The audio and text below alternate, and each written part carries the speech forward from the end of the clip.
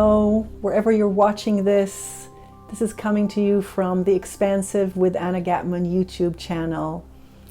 Thank you for watching this. I want to talk today about why it's important to practice love instead of fear of the coronavirus. We are experiencing such tremendous stress. People at different degrees, different life situation are experiencing stress to different degrees, but we're all affected by this situation. Now, spiritual practices are not just for when everything is going well and you maybe go on a retreat and you feel a bit better by the end of it. It's for dealing with life situations. So now more than ever, when you're in this pressure cooker, where you are forced like a meditation retreat for 3 months, you are forced to face your demons, to face your blocks, to face your challenges or your opportunities. This is the time to go inwards. There's nowhere else to go except for inwards. Go inwards and practice spiritual teachings, spiritual practices. This is the time for it more than ever. Your strength will show up as a result of you practicing at this time more than ever. And so this is what happened to me today. I was exchanging email with a friend, and her life partner was rushed to the emergency room a few days ago with a problem that's not related to the coronavirus, but her partner was rushed to the hospital. They're okay. They're coming home today. But she was asking me, it's like, should we keep distance now? I'm not sure if we should quarantine or be together. And suddenly I just had this idea that came to me. It's like, you have each other. It's up to you to decide, but I think that the hospital, in a sense, where we live at least, is a safe place. They've had very few, like less than 10 cases. So you're pretty safe. And I told her, you have each other. Practice love at this time. Instead of fearing the virus, practice love. And that's my message to you today. This is not just some random woo-woo spiritual teaching or practice. This is how you practice spiritual teachings. You just do what the teaching says and you practice it daily.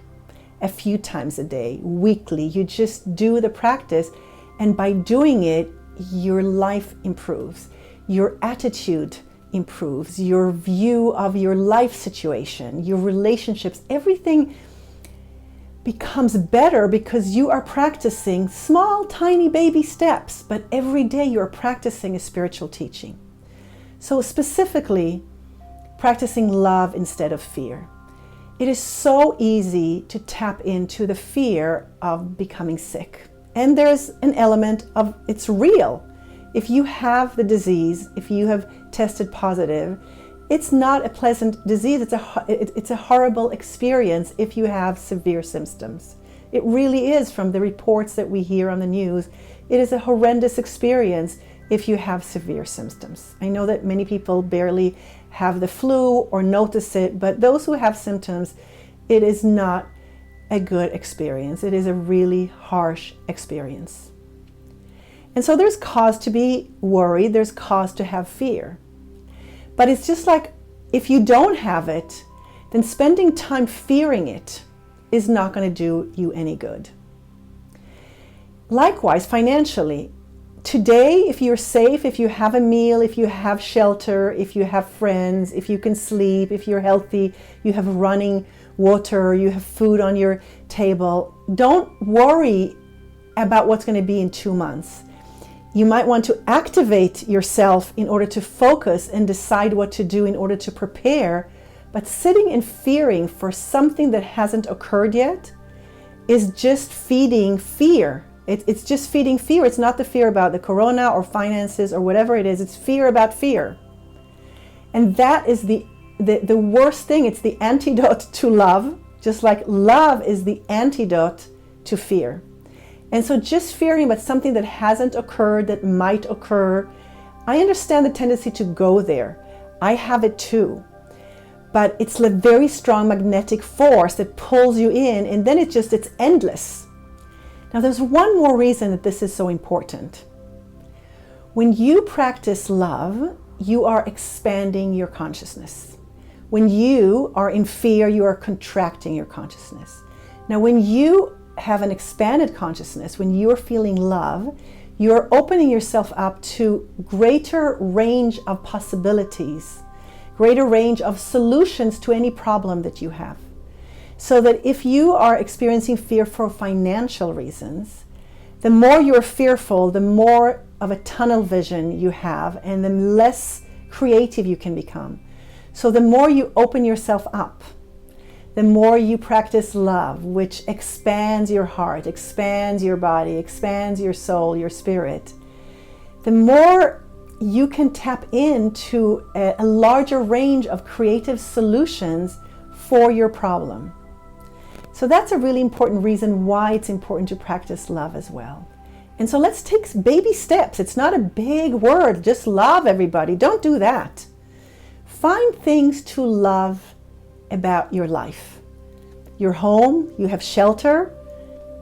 Make a list of 5 things that you love about your home. You're at home all day.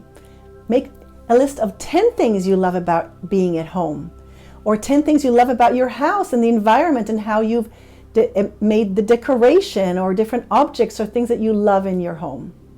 You love spending time in nature. Nature is a wonderful healer. 5, 10 things you love about nature. What do you love about nature? What experiences about nature do you love? What do you love? What effects does nature have on you when you spend time in nature? And what do you love about that? How does it transform you and make you feel more expansive or joyful or patient or spacious, whatever it is?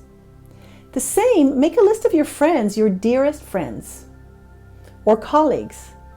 What do you love about them? What do you appreciate about them? You see, this is an antidote. It's an antidote to fear. You make small little lists of everything you love in your life.